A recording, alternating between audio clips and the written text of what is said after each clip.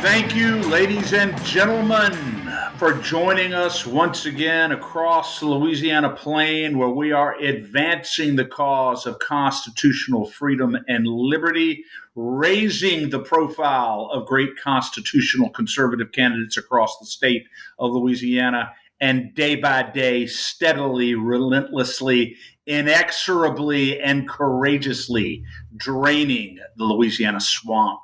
My name is Chris. And I'm Danielle, and this is the State of Freedom, brought to you by freedom-loving Louisiana First Patriots. Hello, State of Freedom warriors. Thank you so much for inviting us to be part of your day. We are so grateful for you. You are the best of the best, the cream of the crop, the best listening family anyone could possibly hope for. And you know that we're only here because of your encouragement, your prayers, your friendship, your financial support. And if you are looking for a way to support us, to advertise with us, or to send us feedback, please do that at freedomstate.us.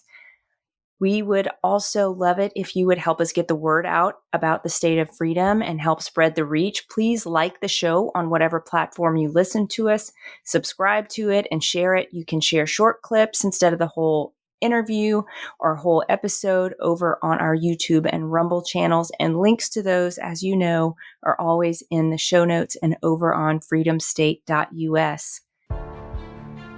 We are so honored to be affiliate partners for General Michael Flynn's movie, Flynn, Deliver the Truth, Whatever the Cost. The DVD can be purchased from several popular retailers, and he's on tour screening and promoting the film. If you'd like to support General Flynn and the State of Freedom, visit freedomstate.us to get your copy of the DVD, to buy Flynn movie merchandise, or purchase tickets to a live screening. Our affiliate link is also in the show notes.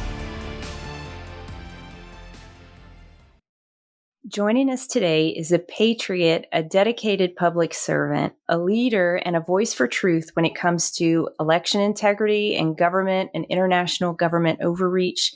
We are so pleased to have the founder of Stand Up Michigan with us today, Ron Armstrong. Before we introduce you to Ron, let me read the scripture of the day. It's Psalm chapter 27, verses 11 to 14. And it says, "Now teach me, Lord, all about your ways and tell me what to do. Make it clear for me to understand, for I'm surrounded by waiting enemies. Don't let them defeat me, Lord. You can't let me fall into their clutches. They keep accusing me of things I've never done, breathing out violence against me. Yet I believe with all my heart that I will see again your goodness, Lord, in the land of life eternal. Here's what I've learned through it all. Don't give up. Don't be impatient. Be entwined as one with the Lord. Be brave and courageous. Never lose hope. Yes, keep waiting, for he will never disappoint you." And at times it can feel like we're surrounded on all sides. Those of us who are in the fight for truth, no matter the focus of your energy, whether it's election integrity, parental rights, and a return to honest education, truth in the practice of medicine, personal sovereignty, constitutional governance, I could go on and on. In every sector of policy and really every aspect of life, truth is under attack. So if you're working to bring light to the truth, you have probably been attacked or live in some state of continual attack. David understood what it was to be surrounded by enemies, liars, and violent men. But instead of giving in to fear, he put his attention, his focus, and his hope back onto the Lord. He drew closer and lived in deep communion with the Lord in those times. And that's where his courage and his strength came from. It was in those moments that his faith grew, and he was able to say in confidence, "Keep waiting on the Lord because he will never disappoint you." And, Danielle, he's always faithful. And the more deeply we get involved in these challenges and these conflicts that we're engaged in, the more important it is to stay close to the heart of God. And David, of course, was the only man in Scripture, I think, who God said, "This is a man made after my own heart." So it's very fitting that you would be reading a psalm from David today, particularly in light of the guest we have on our show today, Ron Armstrong, who's the president of Stand Up Michigan and has done so much to fight back in that state and beyond in the face of draconian tyranny, not to be redundant. But Ron, thank you so much for joining us today and for all your good work. How are you, sir? I'm doing fantastic, and it is great to be with you and the people of Louisiana. You're most welcome. Yeah. Tell us a little bit before we get into the details here. What is Stand Up Michigan? What prompted you to start it? And what is it up to now? What has it become? Apparently, it has become quite a lot. It has. We started as many grassroots organizations really formed during the beginning of the pandemic crisis in 2020. In April of 2020, as many of you might know, the states of California, New York, and certainly Michigan were probably the most tyrannical and the starkest visual of a tyranny in the entire nation. And our governor utilized an existing law that gave her 28 days to declare an emergency and do anything she wanted, which was determine who was essential and who wasn't, when we could open our doors and when we couldn't, whether we could go to our, believe it or not, if you had two homes, you needed to determine which one you were going to stay at. You were not allowed to go to your other home. You were not able to go into a golf cart with a family member because only one person could be in a cart.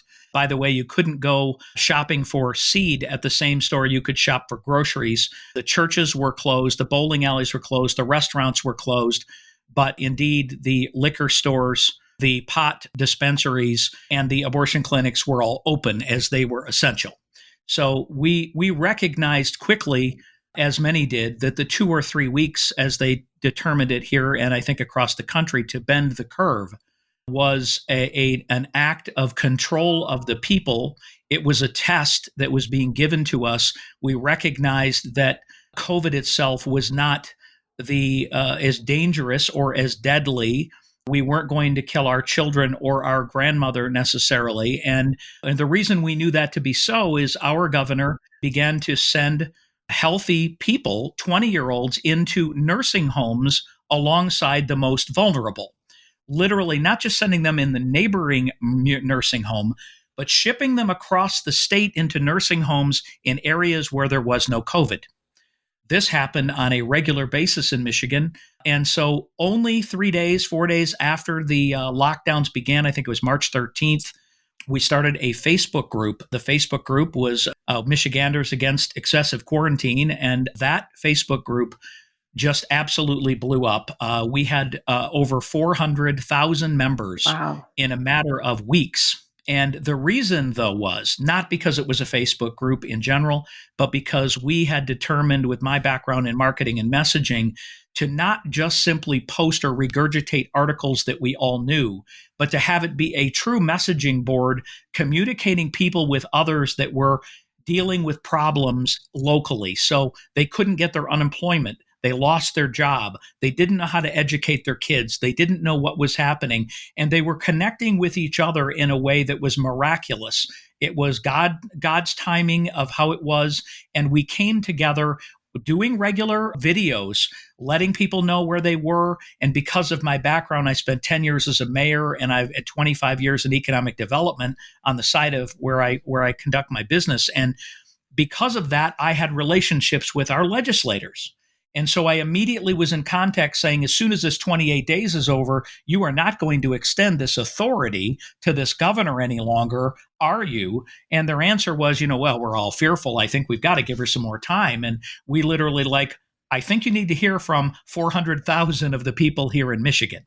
And because I had that, we got a group together. We basically put pressure on them, and they did at the very last minute not renew her authority under an emergency declaration. And guess what our governor did? She pivoted to a 1945 law that was established and never used. It was done during the atomic age in the case of atomic disaster. It had no time limit because it was written based on a real disaster. And she then said, I don't need your authority, House and Senate. I have ultimate authority for as long as I choose to keep it. And she then began in April of 2020 to do executive orders on a daily basis, to the point where by June, she had issued over 100 executive orders controlling every single aspect of the lives of people of Michigan. And this organization had already pivoted. I said to the other co-founding member, I said, we have two choices. We can either be just a sounding board in a Facebook social media organization, or we can become a real organization that organizes long-term, that has a website, that has a way to keep people connected. And thank God we did. By May, we were so organized and so effective that Facebook removed us entirely, deleted our account. 400,000 people, by the way, 2 million connections in Messenger were all deleted. All the connections and history that they had were gone. Thank God, again, we had launched a website. We had some branding. We were communicating to them, set up a Facebook page, and we began communicating again. And we quickly attracted 100,000 people, but several 100,000 did not get with us. And so over the course of that year, we did rallies. We fought against the tyranny. We don't need to go into that any longer. Everybody went through their own version of what that was. But then in 21, we started pivoting to county chapters because we knew the real solutions are at a local level. They all were dealing with separate challenges. Some schools were closed the next year, some were not. Some were still dealing with forced vaccinations, military people, obviously police officers, healthcare workers, and even corporations in our unions in Michigan were all buying into, and were not just buying into, they were incentivized with our tax dollars. It was fascism that literally continued this movement through 2021.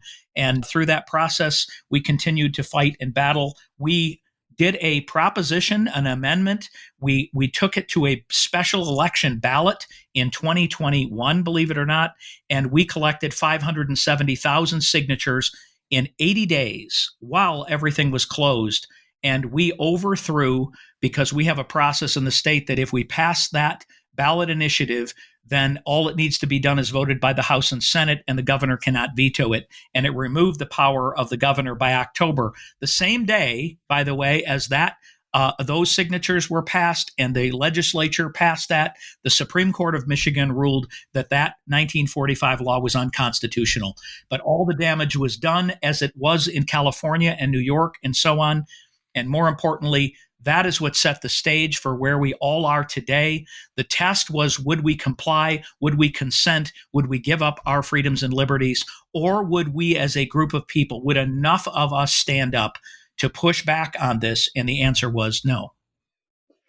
That's incredible. That's absolutely incredible. Well, thank you so much for fighting for the people of Michigan and fighting alongside the people of Michigan who didn't really know a path forward, because I think that's really where so many of us were during the COVID lockdowns. We didn't know what was real, what was fake. We didn't know who to trust, and we didn't know really even how to stand up for ourselves, because I don't know, Ron, if we have really faced anything in my lifetime that required me to stand up and speak what I believed in a meaningful way, not in a way that not like COVID. That's exactly right. And I think that they knew this. We have had 2 generations, maybe 3, that haven't been educated on what the Constitution means. We haven't had to sacrifice much as people to the point where we would need to question, or maybe even not follow or comply with government orders, if you will. And that goes down to, again, what I keep asking people is, did the government as a whole, did Congress save us? Did President Trump save us during the time? Did your local governor save you? Did your local organization? Now, we know there were a few sheriffs that stood up. We know there were a few county commissions and a few resolutions, and there were spots of people who did not consent or conform. But for the most part, the fear that was instilled on the people, which of course is the number one thing is to control people, is fear. And the fear was real. Do you believe it was the fear of COVID itself, or was it the fear of retaliatory action on the part of those in positions of power in government? I think the fear was of COVID in the beginning, absolutely. I think that they did not, even Christians did not want to. And so let's look at the church. I believed, honestly, in that we were headed to a revival in 2020. I believed and I had faith that when all of these mandates and shutdowns happen, that the church would become the leader and the solution in our communities. They would visit with the shut-ins and the military people with PTSD. They had the room and the space to educate our children. They had the ability to solve the problems that government was never going to solve, and then none of our community leaders were going to be there. And yet the majority of them shut their doors as well. We know now that many of the seminaries and the people that have been rising up, so-called the leaders of the church today, are as carnal in nature and not biblical and non-God following as anything. And the reason I'm saying this all to your listeners are, we never put our faith in man. And a church is simply a building. The leader of those churches have become coffee shops and music studios, and I love all of it, and much of it is good. It's very emotional, and and they have good intentions. But at a time when they literally not only could have been the solution, but they could have led the charge to have pushed back on all of this, our governor attempted to shut down the churches. By the way, she did shut down the churches. She even had the state police going in. She was announced on television. They were going in the driveways and scanning the license plates of those people that went to church. Like and the people were fearful to go to church.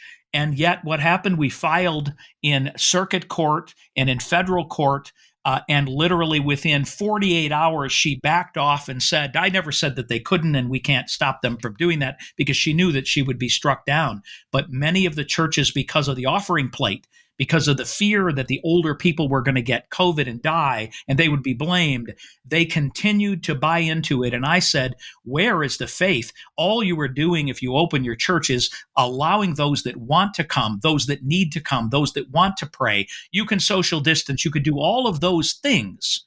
But you needed to provide what I believed was the visual that God needed at that time, which our country would have been the only one as a country that could have and should have done this. And again, they didn't, which means I believe that the next round, this revival that I still believe is potentially going to come, if we aren't in the end days, is going to come from people outside of the traditional church. It's going to come from young people. It's going to come in as an uprising of faith-based leaders like it has so many times in past generations.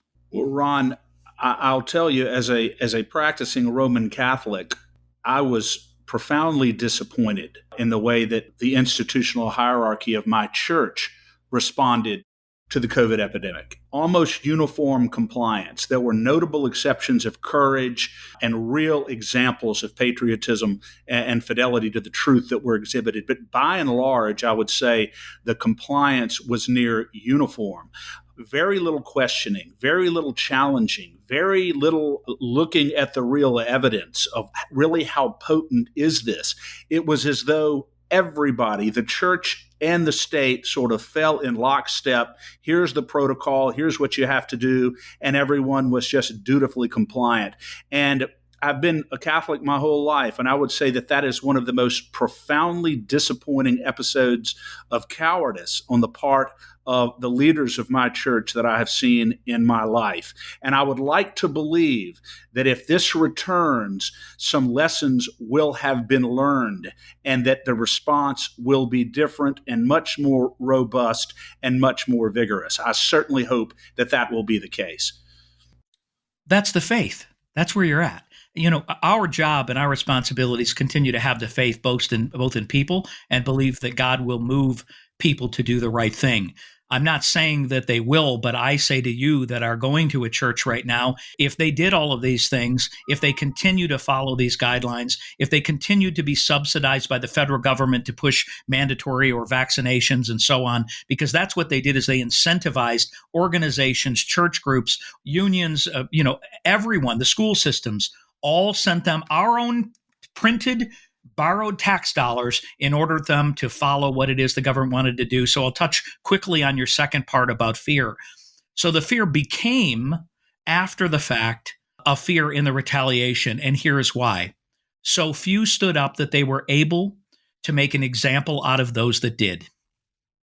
In Michigan, we had an 80-year-old named Carl the Barber. Some of you might have seen him on national television back then, an 80-year-old who refused to stop cutting hair. He was visited by the state police. He was ordered to be shut down. He was threatened to be arrested, and he said, "You can either you're going to arrest me and take me to jail, or I am going to cut hair because this is what I do for a living, and those that want to have their hair cut can come in, and those that don't have to."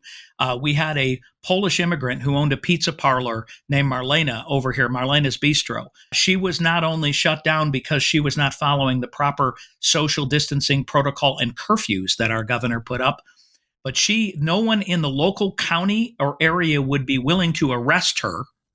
So our governor sent a state police, which is controlled by the governor, from our state capital to surround her neighborhood with 5 police cars at 7 in the morning and arrest her like she was a terrorist, haul her across the state to a court that was literally set up to throw her in jail for 30 days.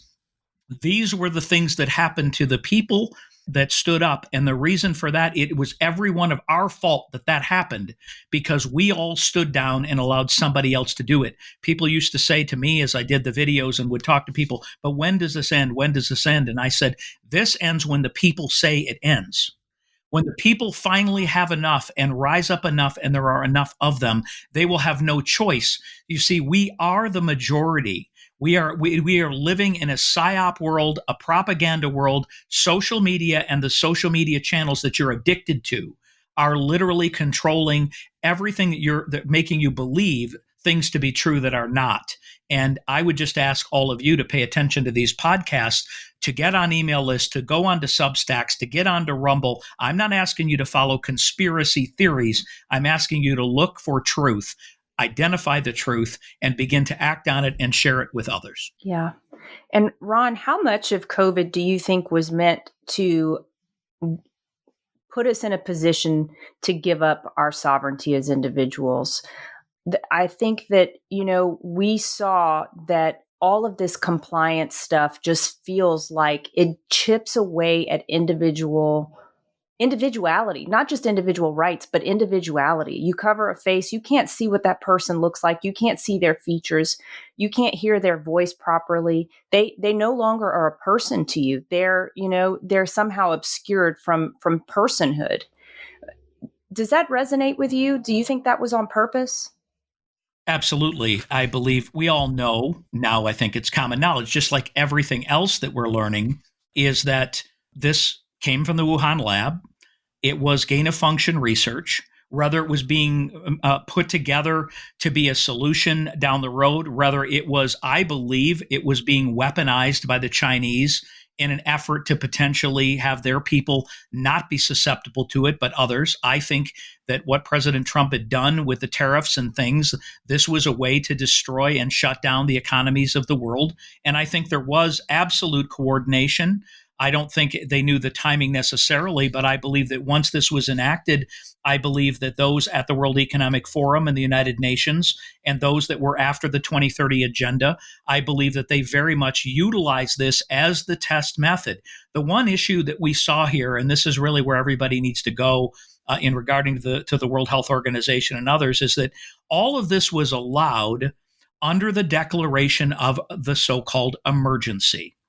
They have convinced us, and the courts did not step in, believing that under an emergency, all of our constitutional rights and our freedoms and liberties had to be set aside.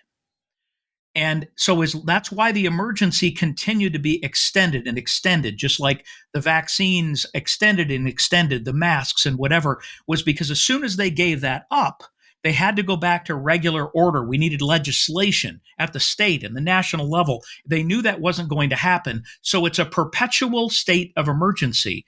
That is exactly where they intend to go, because we are indeed, and I want your people to I know you've heard the preamble of the Constitution, but understand America is the only country in the world that includes protections of our natural and unalienable rights, not given to us by government or man, but by our Creator.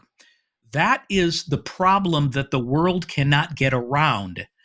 Now, we all know that what's written on paper is only as good as the enforcement of that.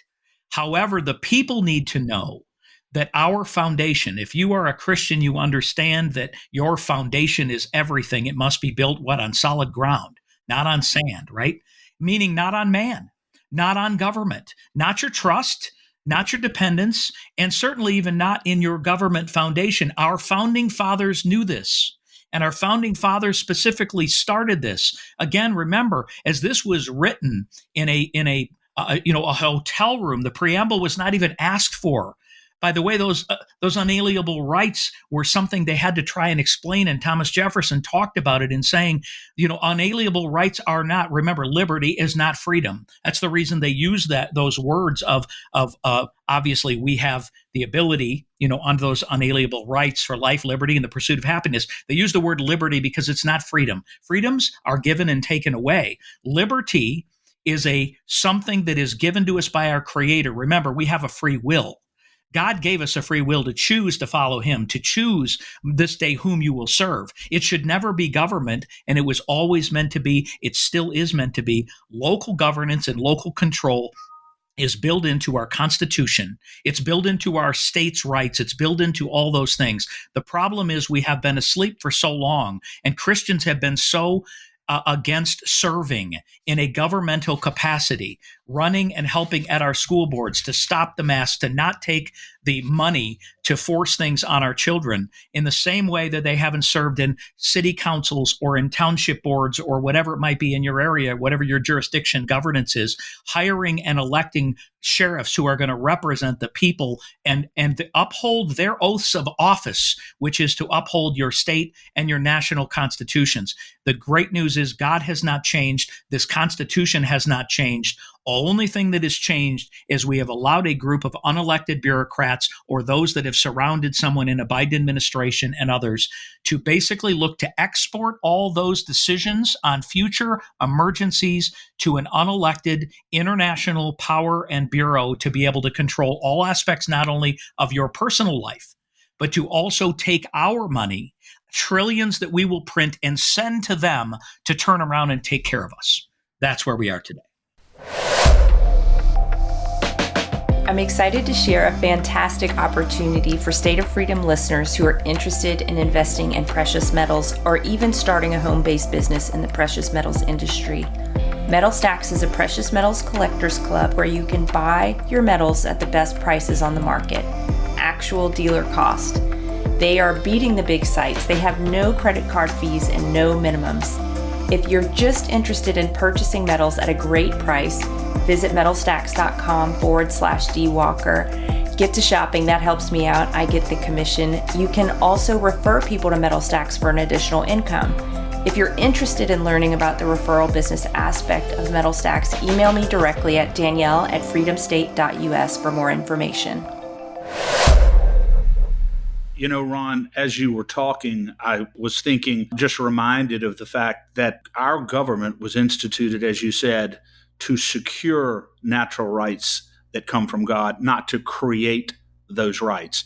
And our elected leaders are not doing a very good job in many instances of securing our natural rights. And I honestly believe that many of these international organizations and many of our leaders in our own country now look upon the Constitution really as an obstacle to achievement of their ultimate imperial designs. Some people would say that that is excessively skeptical way of looking at it, but I truly do believe that many of them view the Constitution as nothing more than an obstacle to get around so that they can achieve their utopian vision.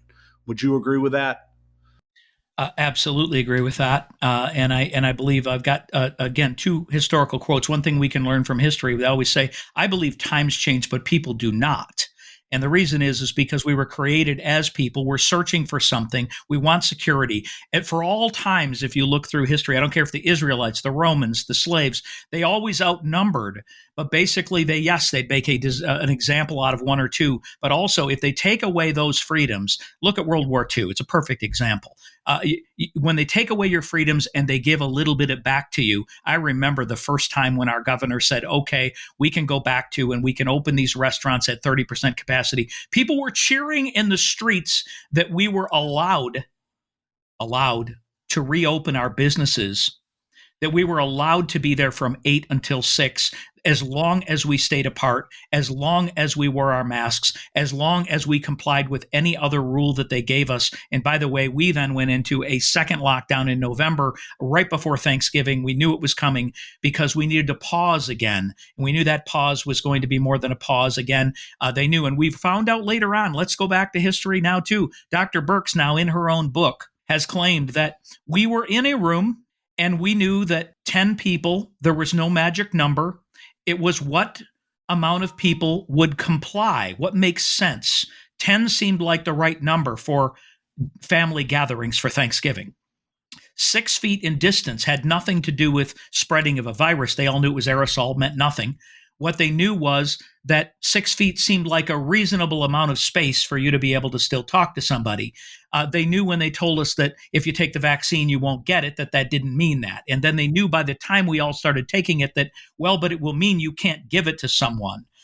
And then they told us that wasn't true. It goes on, but they knew all these things when they did it, and she told us so, which tells you it was about control. It was about conforming. It was about finding a way to control the masses. How about this one? The 3 weeks to bend the curve, they knew was never going to be 3 weeks. But we knew if we said you're going to be shut down potentially for a year, that people would go, there's no way. I don't have food. I can't take care of my kids. But they knew that if it was for a certain amount of time and then we extended, it's like if you've been at an airport, all of you have at some point, and they've told you at the airplane, we've been delayed. We're going to have an update in about 20 minutes. They know it's not 20 minutes. They know it's not an hour. They're doing that to control the crowd. This is where, and this is, of course, what we experienced. And the question is, are we going to learn from that experience? So two quotes I just wanted to share with you. One was from Patrick Henry. He said, Congress may carry on the most wicked and pernicious of schemes under the dark well of secrecy. The liberties of the people never were, nor ever will be secure when the transaction of their rulers may be concealed from them. And Thomas Jefferson said, when all government, in little as in great things, shall be drawn to Washington as the center of all power, it will render powerless the checks and balances provided of one government on another, and it will become the venal and oppressive as a government as what we just separated from. This is exactly from 1780 some until 240 some years later. They were telling us exactly what would happen if we fell asleep. And this is what has transpired. All I can say to all of you again is understand again, we are living in an evil, fallen world. We are living in a time that I believe the scales have been pulled over the eyes of people. What is good appears, evil, and evil appears good. All of the things that the scriptures have told us. The question is, will we take the action? Will we become part of the solution? And this means each and every one of you, and we're going to talk about what that means and how you can get involved, because the one thing I hear, the largest thing that I hear from the people are, I would love to do something, but I don't know what I can do. Yeah. Yeah. And Ron, for people who are concerned about sovereignty, who are concerned about government overreach and in particular, international government overreach, all eyes are on the WHO right now, as you've alluded to earlier. In your view, what is the threat of the WHO's pending vote on the global pandemic treaty? And what threat does it pose to us as sovereign individuals? Well, it's a repeat of what we went through in 2020, except what they're looking for is this administration, but more importantly, we all know Biden isn't running anything, right? We can all settle on he's not making these decisions.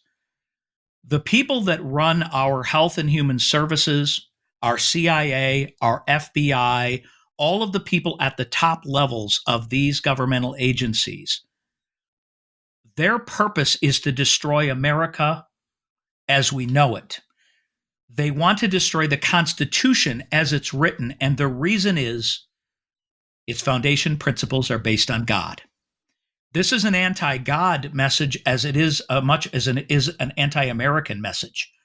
They know that they cannot, take that head on and win the battle, even in our courts. But what they know is if they can export the decision-making, the enforcement mechanism, and even the financial mechanism to an offshore group of people that are faceless that will be making these decisions. How many times did you hear the words, the CDC recommends? Who is the face on that? Honestly, you don't know. And that means we have no enemy. The World Health Organization and all of its names and the titles it gives sound good. And the majority of people want to comply because if it's the World Health Organization representing 194 nations who have come together to make sure that if this ever happens again, that we have a more cohesive plan. We're pooling our resources. We're pooling our ability to produce vaccines to deliver them to the world equally. By the way, we're paying the fair share of that. But the World Health Organization, a couple of decades ago, transferred their monetary influence from member nations participating or providing funds to private organizations providing funds, the Bill and Linda Gates Foundations, the Rockefeller Foundation, the Chinese government. These are the people that are now the leaders of the World Health Organization. It is not what it once was or what it was meant to be in 1948. And all we have to do is look at its mechanism. Geneva, Switzerland, they are looking for billions and billions of dollars in budget every year.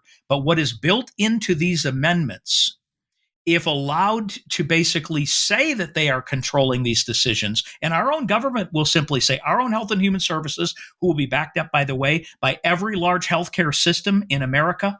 It'll be backed up by every major healthcare and doctor because they'll have no point but to conform as they did with treatment options. The doctor-patient relationship is over. So we'll get into that in a minute because I want to talk about that being how you're going to get the attention of the people around you. Because it isn't saying you shouldn't have been vaccinated, it's a disastrous vaccine, it's going to kill you.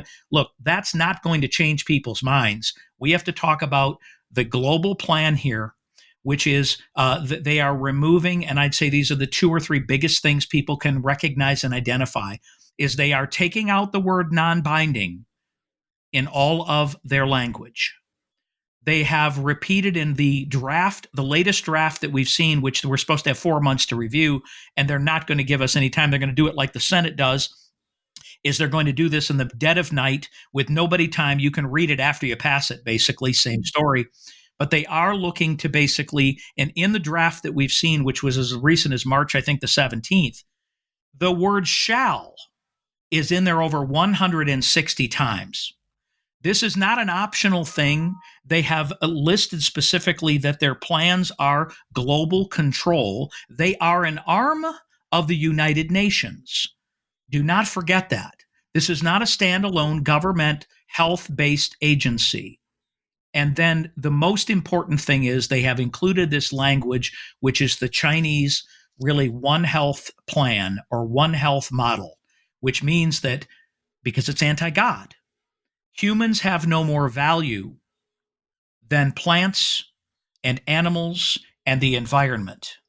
Therefore, emergency declarations are not based on emergencies that will save or preserve human life, because the World Health Organization, by the way, never recognizes an embryo or an unborn as a child, as a fetus, as a living human being of any kind. It is literally listed in there as a group of cells. It is something that can be disposed of at any time and should be handled according to their own words and terminology, is at the will of the mother before, during, or after birth. This is where the World Health Organization is. It is an anti-God. It is an evil, satanic organization, or it's inspired by. And if we allow that, what our government will do, our Health and Human Services will say, the World Health Organization says, and that will just mean we're all supposed to conform because obviously they mean and have the best intentions. So is the point we're getting at here, Ron, that nobody has learned any lessons over the past 3 or 4 years? Do we not know any more now than we did 4 years ago? Do we not understand that we were lied to systematically across the board on everything? I mean, you're not suggesting that we're not in a better position now to respond to this tyranny than we were 4 years ago, are you? So I'm going to tell a real quick story. I don't know how long we have here because We've got we time. could go on and on.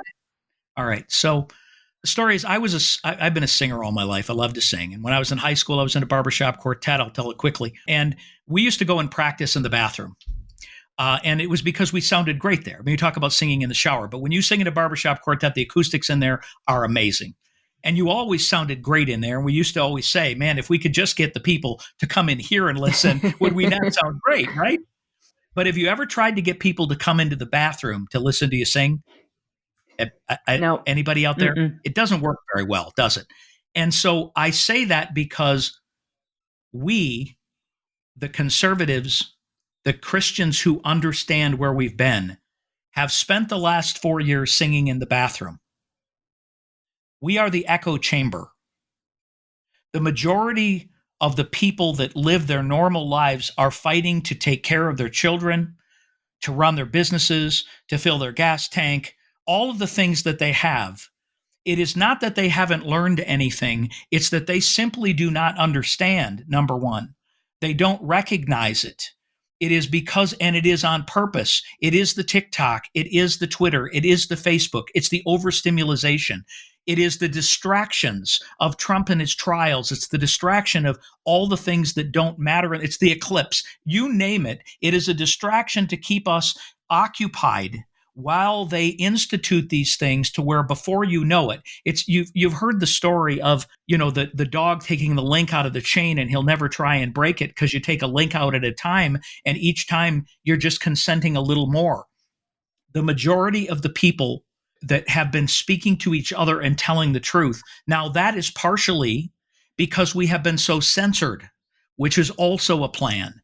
Delete your accounts, attack you. And by the way, that's paid opposition from our own federal government through organizations that have been created and bots and trolls that have infiltrated grassroots organizations, churches, and whatever to undermine the authority or the credibility of those that are speaking the truth. For those of you that are Christians, go back to the disciples. Go back to any point in history. And one more quick story is I had to find a way to go into rooms of grassroots people and say to them, you can't just wear your MAGA hat and go out and wear your FJBs and the things that you're doing, because it's not that you're not right. But if you're going to persuade people, then it's like the Christian who goes into the bar and has the T-shirt that says, if you don't accept Jesus, you're all going to hell. You are true. It is right.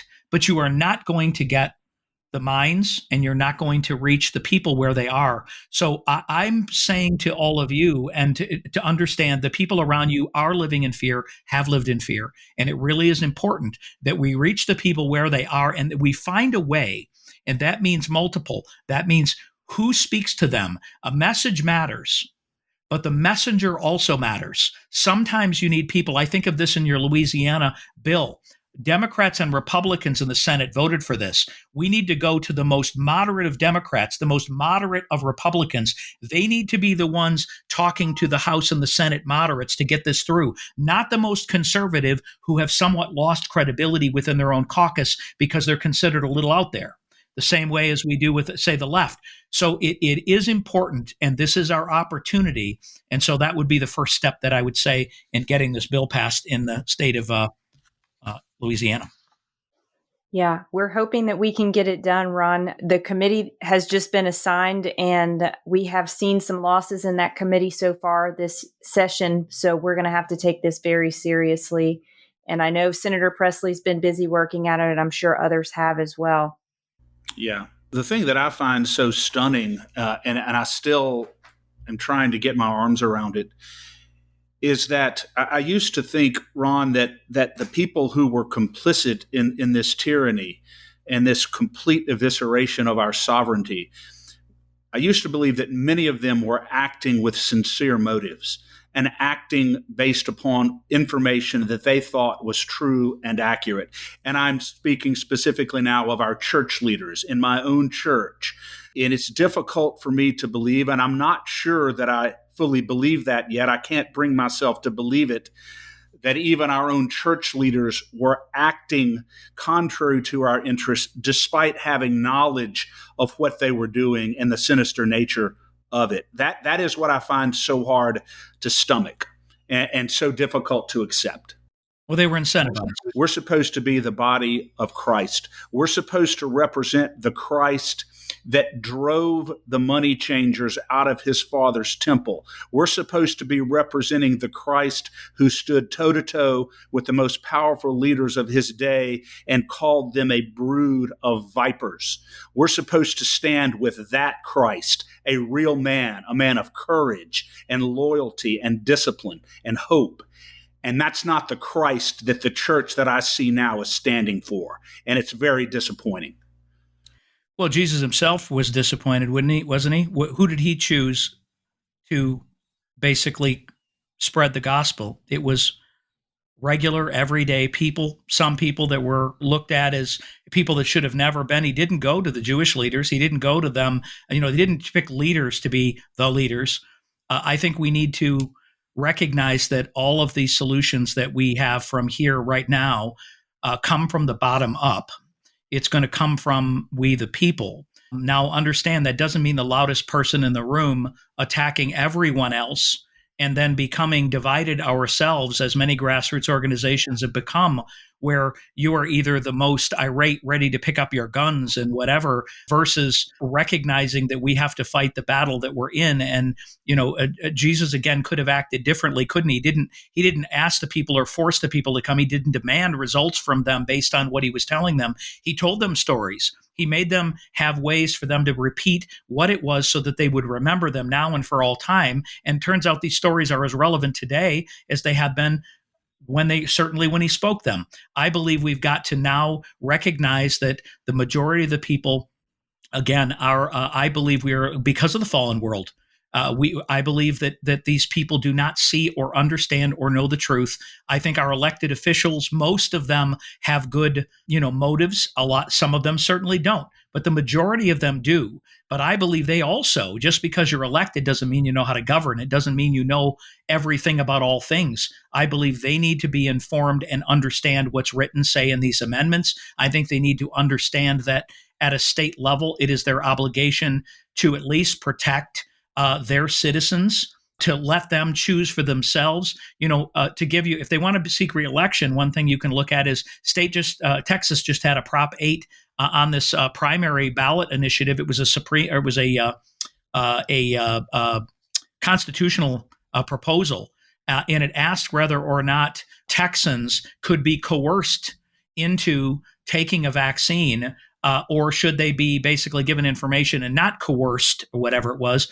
It ended up passing 91.5%. Over 2,100,000 people voted in favor of no coercion or forced mandates from government, and only 190,000 people said, no, the government should decide for us. I think that is as big of a sample as you could get ever in our country that tell you where the people really are, which means our message to the people have to begin asking them questions. Jesus spent a lot of time asking questions and also answering with other questions, didn't he? Yes, he did. Because if we reach people where they are, and if we ask questions that lead them to the result that we seek, they are more apt to, of course, vote, and they're more apt to take action. And I think that's really where we are today. Yeah. And Ron, you're a man of faith. So how are you staying encouraged? How do you kind of fight back some of the doomers? There's a lot of people who are in this fight who are just so negative. And I get it, right? We're facing it from every single angle, but how do you push back against that? How do you stay positive? And how do you encourage other people to stay positive? Like, what's your response to the doomers? Typically, I ask the questions, what is your solution? I ask them in crowds of people, because you realize that that loud vocal minority, even if they have control of half the room or a little more, what you find with that is that half of them are followers. And so the person who's giving this opinion traditionally doesn't have a solution. And everything we do needs to begin with the end in mind. I believe that's how you solve any problems, is understand what is it we seek to achieve, and then what is the best way for us to get there. Part of that is selling. Do you have a product to sell? Do you have an idea to sell? And then how do you persuade? And I believe that with this group of people, persuasion, just like persuading those that live in the climate change world, the people who believe that the world's going to disappear in a matter of years, don't spend a minute of your time trying to persuade those people. I think the same thing of these angry people in a crowded room, which they are in every grassroots organization. I say that you begin moving forward with organizational steps, with strategies and plans to make a difference at the local level. And you will find they don't have and want to participate in that. They want to show up and complain and argue, and they've done it for years now. Some of them are plants. Some of them are fed negative information. Some of them, I believe, have spirits that are not of God right now. But in addition to that, I believe you have to be willing to let those people go away. Let them hate on you. Let them attack you, just like the left tries to attack you, because you will find that the new people that come in are probably the workers, the people that are the people you really need. Look, those angry people, by the way, have them go out and tell the truth to someone about this trying to move them, and you'll find they can't. That isn't who it is, which means, and it goes right back to the whole bar thing. They're the people screaming in the bar, you're all going to hell. And I'm sorry, it isn't going to save many people. No, it's not. It's not going to save many people. And, we see a lot of Facebook warriors, a lot of social media warriors, Ron, and I've invited several of them. They come on and they complain a lot and they talk about what's wrong with this. And I'll invite some of them down to the Capitol. We'll come down and testify. Your voice would be very valuable. We'd love to hear your voice down at the Capitol. You have a message and we'd like to hear it. I'd like to meet you down there. And of course, you don't hear from them again after that. So they would prefer to be ensconced in the safety of their basement or their home, complaining about things, but that doesn't move the football. And so we are gently encouraging people all over to take concrete steps that actually make a difference. And the organizational points that you're talking about are critically important. So I would suggest a couple of things. Number one, the people that are at these committee hearings in the House need to be a broad spectrum of people that tell a real story that help those people understand what it is that this seeks to happen.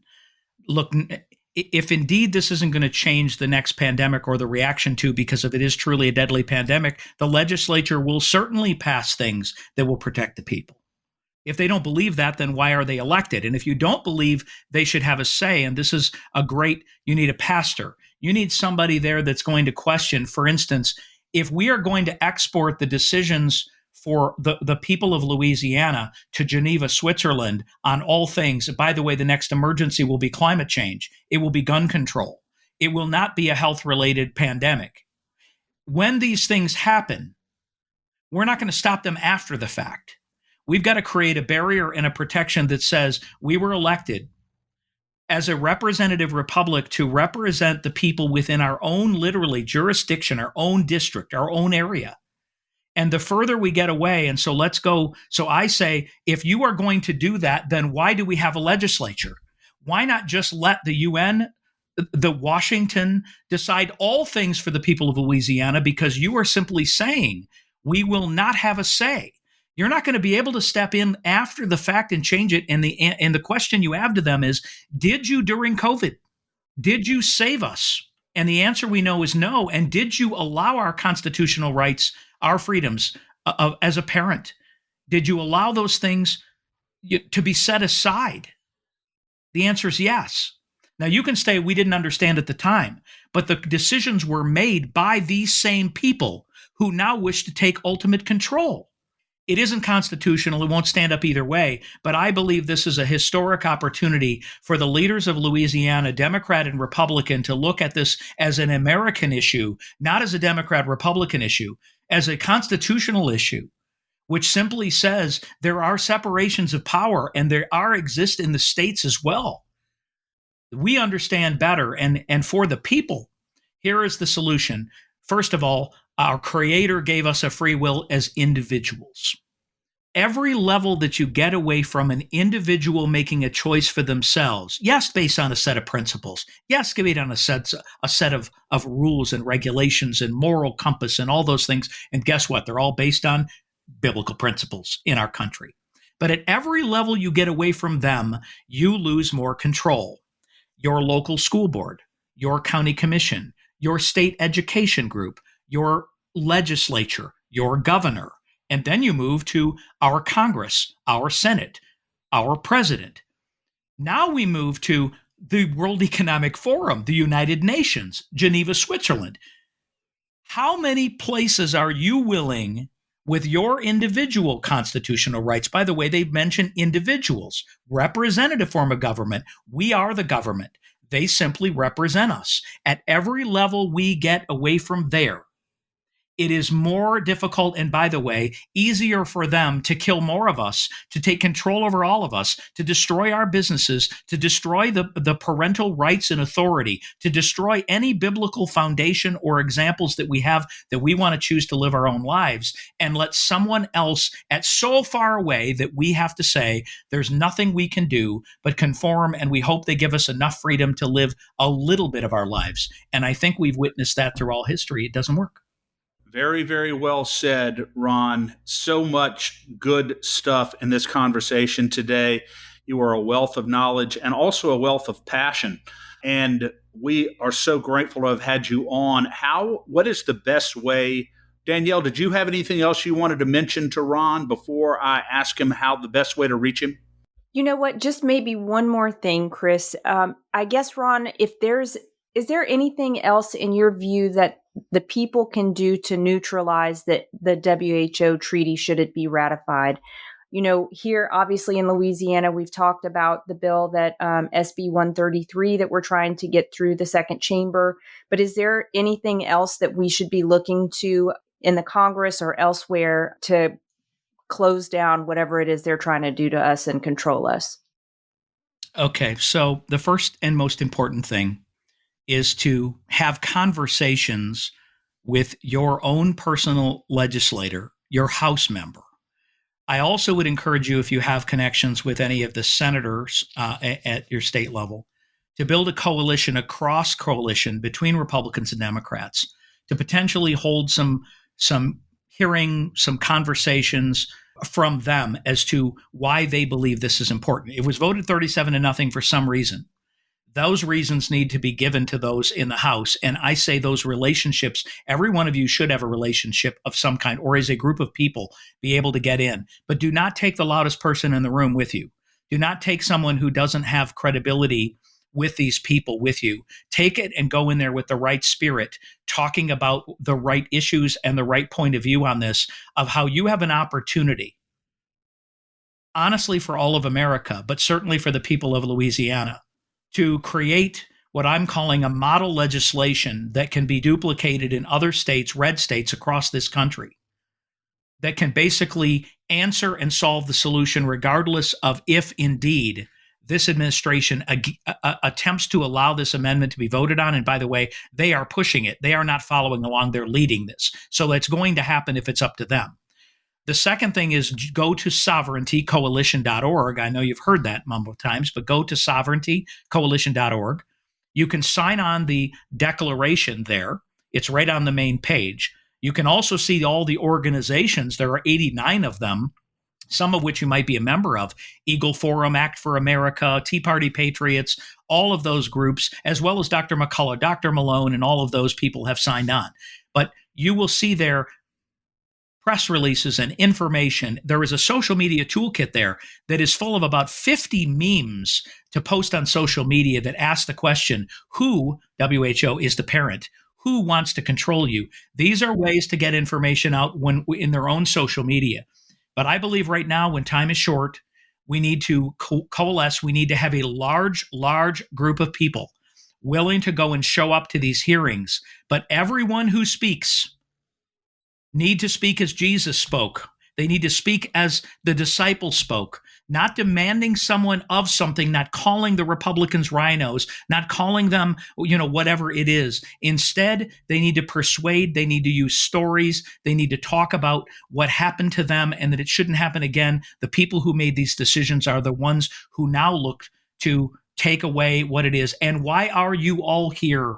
We depend on you. You represent us. We are the government. Why would you export all decisions on all future emergencies to an unelected bureaucratic group, outside of America? It's not constitutional, but we have the ability in Louisiana to lead the way. And we know a governor we have that will sign that. And maybe that's part of this challenge is maybe he's not so popular in some of our own circles in Republican or whatever, but that's not what it's about. Legislature makes the laws. The governor really is supposed to sign. That's right. And we've been pushing very, very hard on SB 133, and hopefully it will pass. And as you said, Ron, become a model for other states throughout the nation to give them both the courage and the information to assert their own state sovereignty, which is bequeathed to them under our Constitution, the 9th and 10th Amendments of the Constitution. So it is a state sovereignty issue at bottom, no question about that.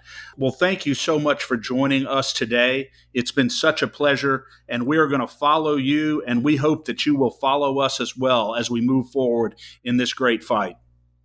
Thank you so much. I appreciate the time, and everybody become a part. You, every single one of you, are a part of this solution. What can you do today? That's the question. Indeed it is. It's a great question. Thanks, Ron.